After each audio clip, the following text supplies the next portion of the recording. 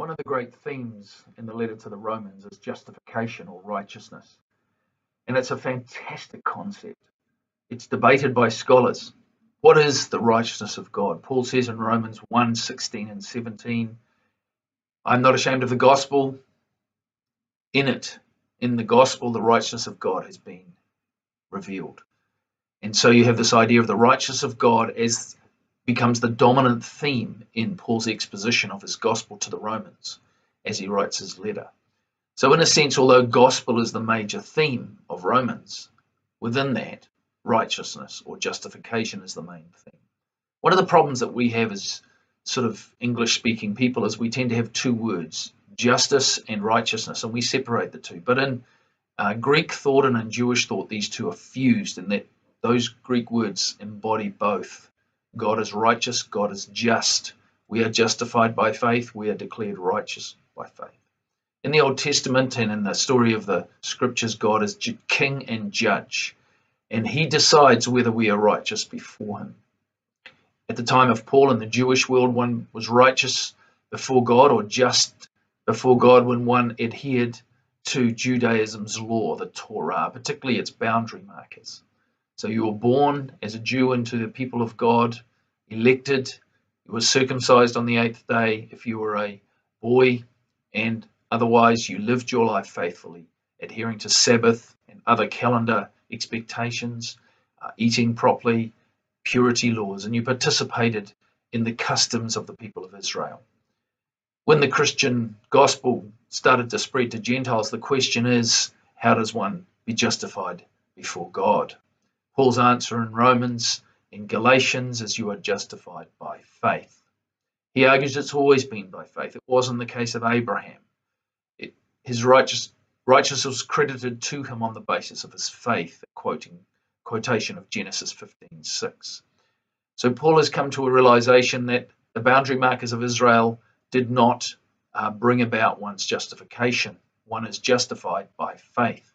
And what is faith? An active trust and commitment to God and his son Jesus.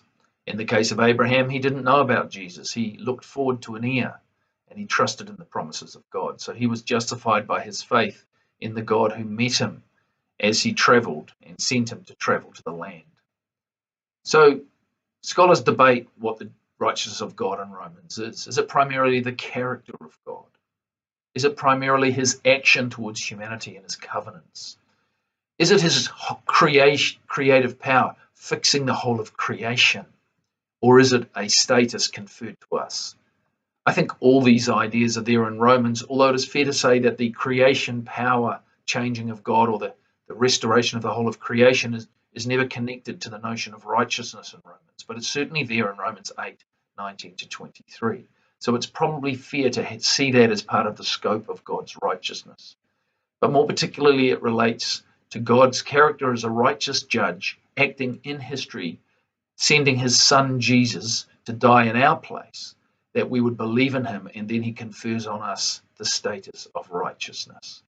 This status means we're declared righteous by God, the king and judge, who brings down his gavel and says, righteous, innocent, pardoned, not guilty, despite the fact that we're still sinners and unworthy of this righteousness. So Jesus Christ becomes the righteousness of God, which Paul says in 1 Corinthians 1:30. He is the righteousness of God. In and through him, God's righteousness is revealed in Romans 3:21. And so it's a big concept. It's a huge concept. And we would do well not to reduce it down to any of these aspects. The other aspect of righteousness in Romans is ethical righteousness.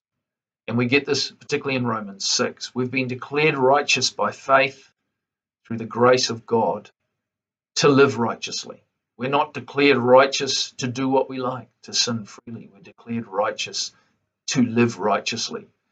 And some people use the language of sanctification for that, to become more holy. Well, Paul uses this language of righteousness in Romans 6.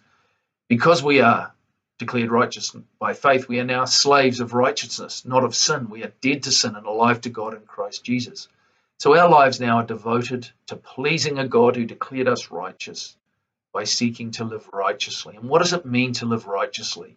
For Paul in Romans, it means to live by the Spirit, not by the law. The power of God is in us. God has inscribed the law on our hearts, and we live the inside-outside life of being more and more conformed to the image of His Son, the righteousness of God. And we become, as we mature in Christ, and as we learn to live the fruit of the Spirit that we read of in Galatians 5:22-24, we live righteously.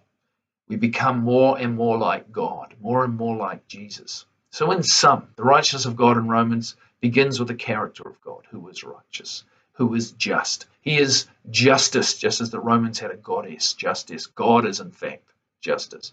He expresses this in the wonderful biblical narrative as he acts in covenantal relationship with Israel.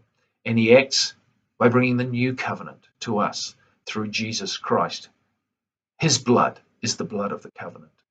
And then we are declared righteous. It becomes a status before God that will be confirmed if we remain faithful to God at the final judgment, when God brings his gavel down and says, not only are you declared righteous, your righteousness is completed.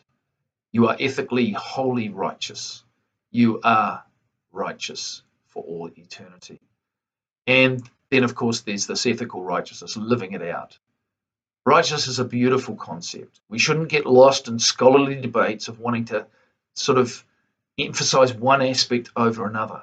Each time we see the verb dikaio or the noun dikaio sune or dikaios, when we see these words, or unrighteousness or unrighteous, when we see these concepts, we have to pause and say, which dimension of righteousness is Paul emphasizing here?